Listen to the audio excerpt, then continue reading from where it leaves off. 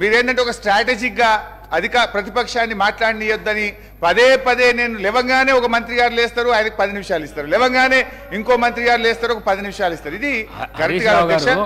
9 మంది మాట్లాడినా మీరు 2 గంటల ఎక్కడ సార్ మీరు సభ రికార్డులు బయట పెట్టండి అధ్యక్ష. 8 మంది ఉన్న వాళ్ళకి ఎంత టైం ఇచ్చిండ్రు, 7 ఉన్న వాళ్ళకి ఎంత ఇచ్చిండ్రు, ఒకరు ఉన్న వాళ్ళకి ఎంత ఇచ్చిండ్రు, 39 మంది ఉన్న వాళ్ళకి ఎంత ఇచ్చిండ్రు, మమ్మల్ని ఎన్నిసార్లు డిస్టర్బ్ చేసిండ్రో పెట్టండి అధ్యక్ష. Please let me seek clarification.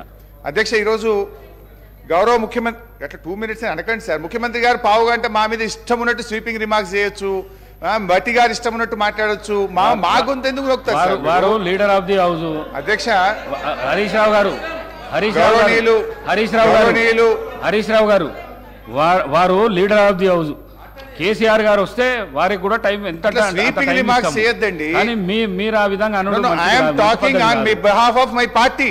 మా పార్టీ పక్షాన నేను మాట్లాడినప్పుడు మాకు ఇవ్వాలి.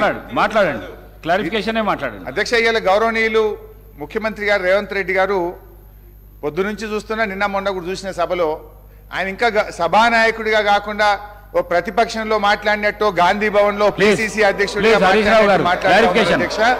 ఎందుకంటే సర్కాస్టిక్ గా మాట్లాడు ఆయన విషయం మీద మాట్లాడితే మేము ఎంతసేపు అయినా మాట్లాడతాం.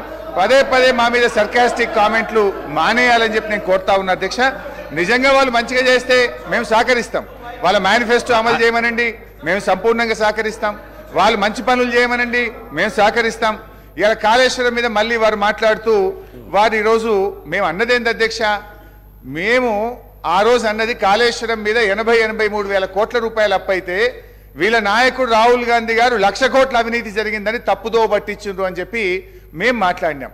కానీ ఈరోజు ముఖ్యమంత్రి గారు మళ్ళీ అదే విషయాన్ని ఆయన చెప్పే ప్రయత్నం చేస్తూ ఉన్నారు అధ్యక్ష. ఇప్పుడు వారు కూడా ఏం చేసిండ్రు నాకు తెలిసి సెకండ్ టీఎంసీది కూడా ఇలా కాళేశ్వరంలో సెకండ్ టీఎంసీది కూడా కలిపి 90 వేల కోట్ల రూపాయలు ఖర్చు అయిందని చెప్పే ప్రయత్నం చేస్తున్నారు. అయినా 1,00,000 కోట్లు కాలే కదా అధ్యక్ష.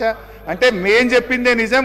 ఇలా ఈ సభను రాష్ట్ర ప్రజల్ని తప్పుదో పట్టించింది కాంగ్రెస్ పార్టీ అనేటువంటిది ఇలా మరొకసారి వారే చెప్పకనే చెప్పినారు. ధన్యవాదాలు అధ్యక్ష. రెండో విషయం, విద్యుత్ సంస్థల విషయంలో మేమేదో అప్పులు తెచ్చినామని ముఖ్యమంత్రి గారు చెప్పారు అధ్యక్ష.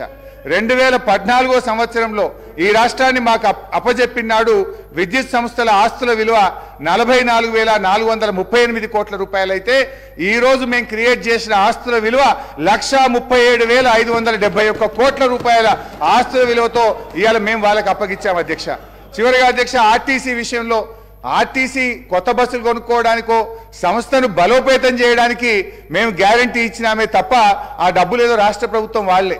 నేను మీ ద్వారా గౌరవ ముఖ్యమంత్రి గారిని కోరుతా ఉన్నా అధ్యక్ష, ఆర్టీసీ ఉద్యోగులను ప్రభుత్వ ఉద్యోగులుగా గుర్తిస్తూ మేము నిర్ణయం తీసుకున్నాం అధ్యక్ష. ఆ రోజు దయచేసి ఆ డేట్ ఆఫ్ అపాయింట్మెంట్ డిసైడ్ చేసి కొత్త సంవత్సరంలో ఆర్టీసీ ఉద్యోగులకు ప్రభుత్వ ఉద్యోగులుగా వేతనం ఇవ్వాలని మీ ద్వారా గౌరవ ముఖ్యమంత్రి గారిని నేను కోరుతా ఉన్నా అధ్యక్ష.